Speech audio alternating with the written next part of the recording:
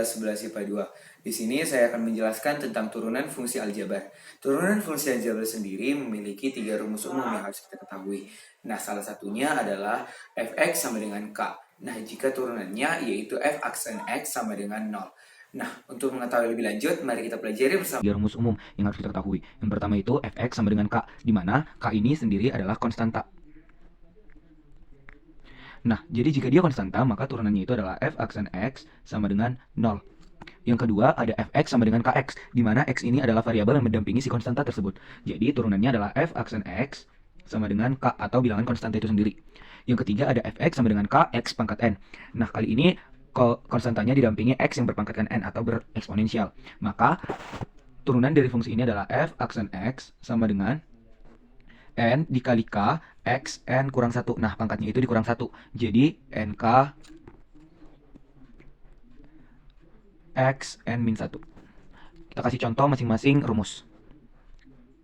Nah, jadi misal diketahui fx sama dengan 2, maka turunannya adalah f aksen x sama dengan 0. Yang kedua yaitu diketahui fungsi atau fx-nya itu sama dengan 4x. Karena di sini didampingi dengan variabel x, kita menggunakan rumus kedua, maka f aksennya itu f aksen x sama dengan 4. Yang ketiga itu menggunakan sifat perpangkatan atau f eksponensial. Jadi kita misalnya di soal f x sama dengan 2x kuadrat. Nah, karena di sini dia memiliki perpangkatan, jadi kita pakai rumus yang ketiga. Maka f aksen x atau turunannya itu adalah 2 dikali 2 x 2 dikurang 1 menjadi 4 x pangkat 1. Satunya tidak perlu ditulis. Jadi hasilnya adalah 4x. Di sini juga kita memperoleh rumus dengan menggunakan sifat limit, yaitu limit h menuju 0 f x tambah h dikurang fx per h.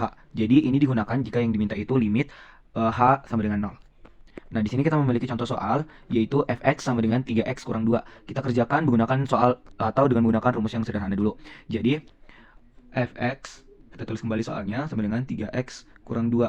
Nah, turunannya menggunakan f aksen x sama dengan, nah di sini kita lihat bahwa 2 ini adalah konstanta. Maka jika dia konstanta, hasilnya adalah 0.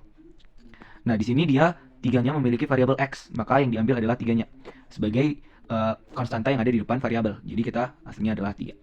Jika kita menggunakan rumus limit, kita masukkan dia, maka limit h menuju 0,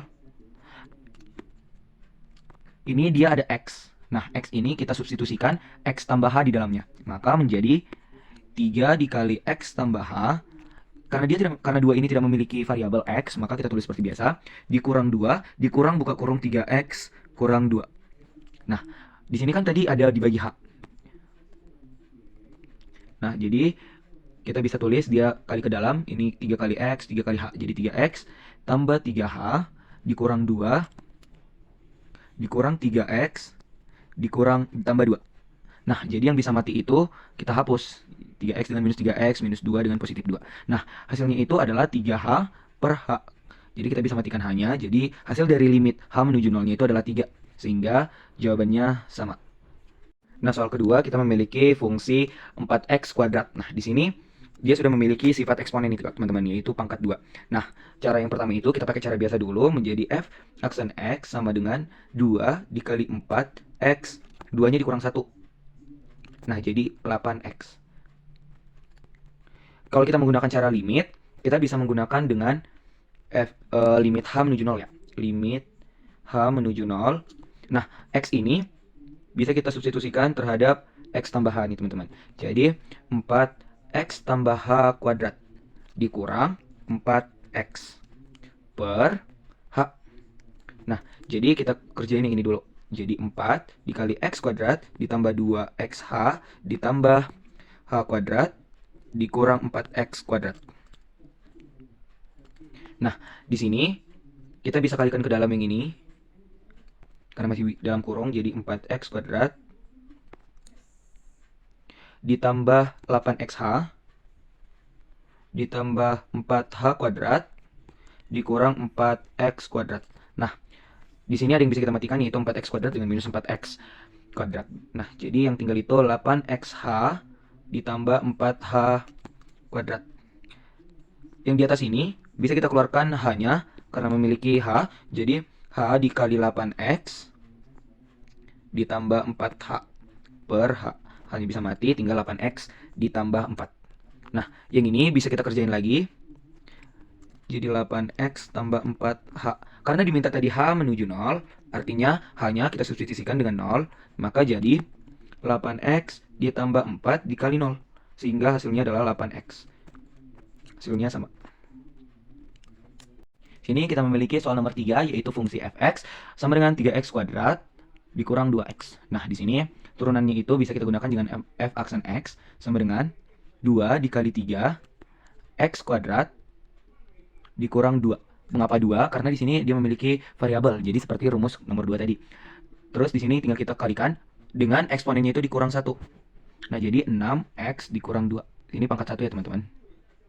Nah, kalau kita mengerjakan ini dengan cara limit, yaitu menjadi limit h menuju 0 dari 3 dikali x tambah h kuadrat dikurang 2 dikali x tambah h dikurang 3x kuadrat dikurang 2x.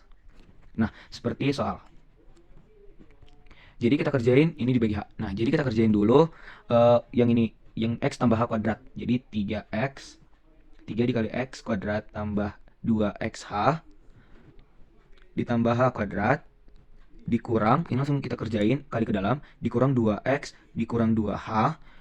Ini juga kita kali ke dalam, yang ini dikurang 3x kuadrat ditambah 2x.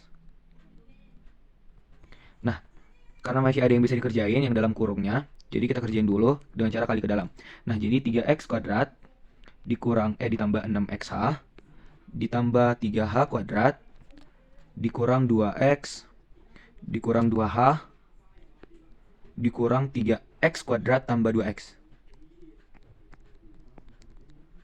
Nah, di sini sepertinya ada yang bisa dimatikan, yaitu 3x dengan minus 3x, minus 2 dengan positif 2. Nah, sepertinya cuma itu saja. Kita turunkan kembali persamaan yang di atas menjadi 6xh ditambah 3h kuadrat dikurang 2h per h.